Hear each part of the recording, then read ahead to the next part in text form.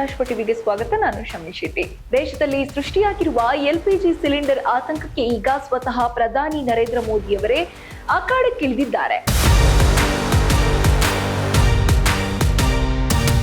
Covid ಮಹಾಮಾರಿಯನ್ನು Bharat ಹೇಗೆ ಒಗ್ಗಟ್ಟಿನಿಂದ ಎದುರಿಸಿತೋ ಅದೇ ರೀತಿ ಈ ಎಲ್ಪಿಜಿ ಬಿಕ್ಕಟ್ಟನ್ನು ಕೂಡ ನಾವು ಗೆದ್ದು ಬರುತ್ತೇವೆ ಅಂತ ಮೋದಿ ಹೇಳಿದ್ದಾರೆ.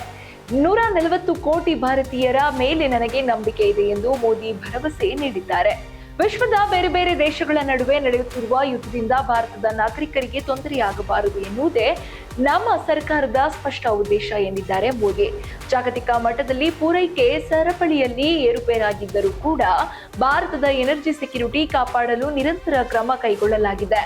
ಇದಕ್ಕಾಗಿ ನಾನು ಜಾಗತಿಕ ನಾಯಕರ ಜೊತೆಗೆ ನಿರಂತರ ಸಂಪರ್ಕದಲ್ಲಿದ್ದೇನೆ ಎಂದು ಮೋದಿ ಸ್ಪಷ್ಟಪಡಿಸಿದ್ದಾರೆ. ಎಲ್ಪಿಜಿ ಸಿಲಿಂಡರ್ಗಳ ಅಕ್ರಮ ದಾಸ್ತಾನು ಮತ್ತು ಕಾಳಸಂತೆ ಮಾರಾಟ ಮಾಡುವವರ ವಿರುದ್ಧ ಕಠಿಣ ಕ್ರಮ ಕೈಗೊಳ್ಳಲು ರಾಜ್ಯ ಸರ್ಕಾರಕ್ಕೆ ಸೂಚನೆ ನೀಡಿದ್ದಾರೆ. ಇನ್ನು ಪೂರೈಕೆಯಲ್ಲಿ ವ್ಯತ್ಯಯವಾಗದಂತೆ ಪ್ರತಿ ಜಿಲ್ಲೆಯ ಮೇಲೆ ಕಣ್ಣಿಡಲು ಮೋದಿ ಒತ್ತಾಯಿಸಿದ್ದಾರೆ. ಇನ್ನು ಭಾರತದ ಸ್ಟ್ರಾಟಜಿಕ್ ಪೆಟ್ರೋಲಿಯಂ ಸಂಗ್ರಹ ಈಗ ಬರೋಬ್ಬರಿ 50 ಲಕ್ಷ ಟನ್ ದಾಟಿದೆ ಎನ್ನುವ ಸಿಹಿ ಸುದ್ದಿಯನ್ನು ಕೂಡ ಅವರು ಹಂಚಿಕೊಂಡಿದ್ದಾರೆ.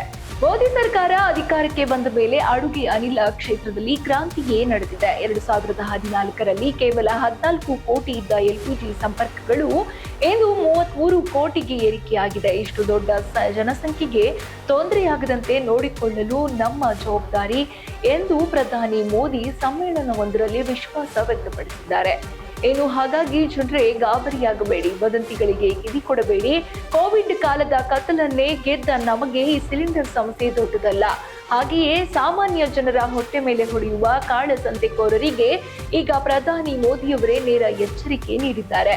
ಬೆಂಗಳೂರು ಅಥವಾ ನಿಮ್ಮ ಯಾವುದೇ ಜಿಲ್ಲೆಯಲ್ಲಿ ಸಿಲಿಂಡರ್ ಸಮಸ್ಯೆಯಾದರೆ ತಕ್ಷಣ ಜಿಲ್ಲಾಡಳಿತದ ಸಹಾಯವಾಣಿಗೆ ಕರೆ ಮಾಡಿ ಸುಳ್ಳು ಸುದ್ದಿಗಳನ್ನು ಹರಡಬೇಡಿ.